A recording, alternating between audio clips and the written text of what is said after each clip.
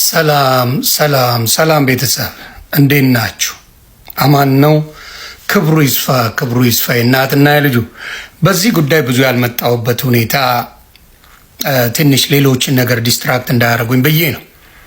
እጅግ የሚያሳዝነው አሜሪካን ሀገር እኔ የምኖርበት የነበረበት ሳን ሆዜ ካሊፎርኒያ ቤተክርስቲያን አለ። ራማ ገብርኤል ቤተክርስቲያን የሚባል አንድ ዲያቆን አለና ያ ዲያቆን የ13 ዓመት ልጅ የዚች እናት እንኳን አልልሽም አንቺ ወራዳ ነሽ። የዚች እናት የባሏ ጓደኛ ነው፣ ቤተሰብ ናቸው ተብሎ ልጃቸውን ጠብቆልን ሲባል ከአንዴም ሁለት ጊዜ አንድ ጊዜ ከንፈሯን ስሟታል፣ አንድ ጊዜ የማይገባ ቦታ ጋር ነጋግቷታል። ይሄ ሲሆን ለእናትና ለአባቷ ትናገራለች። ይቺ መስኪን ልጅ አሜሪካን ሀገር ያለች ልጅ ሕግ ያለበት ሀገር ላይ ያለች ለሴቶች ለሕፃናትና ለእንስሳት ከፍተኛ የሆነ ጥንቃቄ የሚደረግበት ሀገር ላይ ልጇ እንደዛ ሲሆን ባልየው ሰይጣን አሳስቶት ነው ይላል። እሷ ደግሞ የበላሁት የጠጣሁት አሳዝኖኝ ነው ትላለች። እንደዚህ አይነት መሀይም አረመኔ የልጆቻቸውን እኔ ልጆቻችንን በዛ ጉዳይ ተነክተው አደባብሼ ላልፍ ወይ ዮኒ ማኛ ወራዳ እካካማ አሮጊት ነሽ፣ ጠንብ ነሽ። ልክሽን ነው የምነግርሽ አንቺ እካካ። ህግ ቦታ እንኳን ይቺ ህፃን ልጅ ስትሄድ የ13 ዓመት ልጅ የማየ በ1 ዓመት ታናሽ ናት። አብረዋት እንኳን አልሄዱ። የወገኑት ለጓደኞቻቸው ነው፣ ለሆዳቸው ነው የወገኑት። ይቺ ምስኪን ልጅ ትራማ ውስጥ ገብታ እንኳን ሶሻል ሰርቪስስ መጥተው ነው ያናገሯት፣ ጠበቃ የቆሙላት። ሰውየው በካቴና የቤተ ክርስቲያን ውስጥ ቅዳሴ ምናምን የሚባል ዲያቆን ነው ይባላል።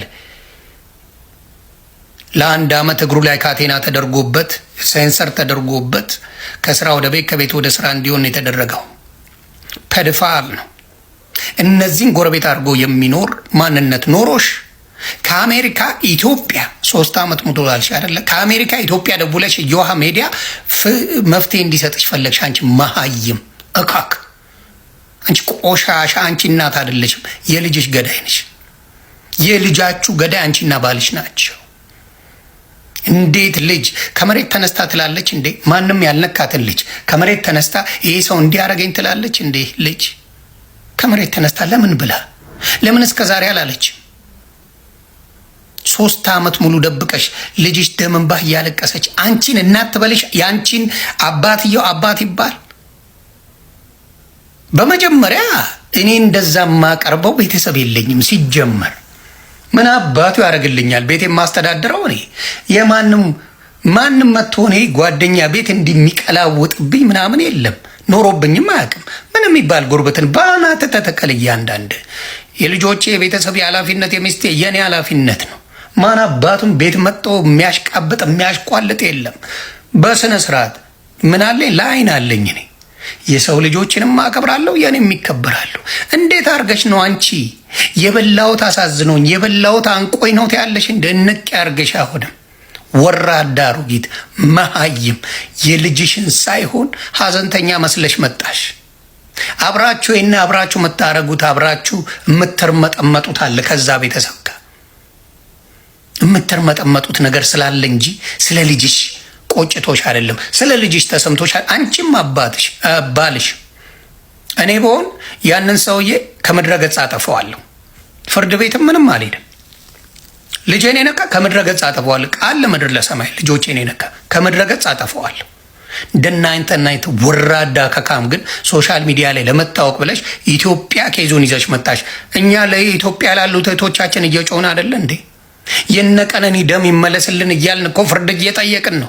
አንቺ አሜሪካን ሀገር ህግ ያለበት ሀገር እየኖሽ ወዲያው ልጅሽን አምነሽ ወስደሽ እንዲጣራ ማድረግ ስትቺ የበላውታን ይነቅሽ። ድብን በይ አንቺ ከካ፣ ድብን በይ እያልኩሽ ነው። በደንብ ዶሎ የሚዘገንን ነገር ነው የሰማነው። እህቶቻችን ምን አድርገው እንደ ቆርጥመው እንደሚበሏቸው እንዴት እንደሚጫወቱባቸው እያየን ነው። አንቺ ጭራሽ ከአሜሪካ ወደ ኢትዮጵያ ፍትህ ፈልጋለሁ ብለሽ ሚዲያ ላይ ወጣሽ። ወራዳ አሮጊት፣ እንደው በአካል ባገኘሁሽ። አንቺ ግም፣ አንቺ እናት አይደለሽም። አንቺ እንግዲህ ልጅ ነሽ። ይቺ ልጅ ግን እናቱ እግዚአብሔር ይሁንሽ። አንቺ መስኪን ሕፃን አሁን 16 ዓመት ሞልቶሻል። እግዚአብሔር አምላክ ይጠብቅሽ። ጠንካራ ሁኚ። እናትም አባትም የለሽም። ሴጣን አሳስቶት ነው። አሳየዋለሁ ሴጣኑን። ከሴጣን በላይ ሆኜ ነበር ማገኘው። ቆሻሻ። ይሄ ደግሞ ቤተ ክርስቲያናችሁን አድቡ። ይሄ ቅዱስ ገብርኤል ቤተ ክርስቲያን በጣም ማከብረው ቤተ ክርስቲያን ነው። በጣም ማከብረው ቤተ ክርስቲያን። እንደዚህ አይነት ወራዶች መጥተው አንድ ትተነፍሱና መጣለው። እዛው ቃል ለምድር ለሰማይ እዛው ነው የምመጣው። እንደዚህ አይነት ቆሻሾች ሲመጡ ካላዋረዳችሁ አጠገብ እንዲደርስ ካልተደረገ እኔ ማኘው አይደለሁ።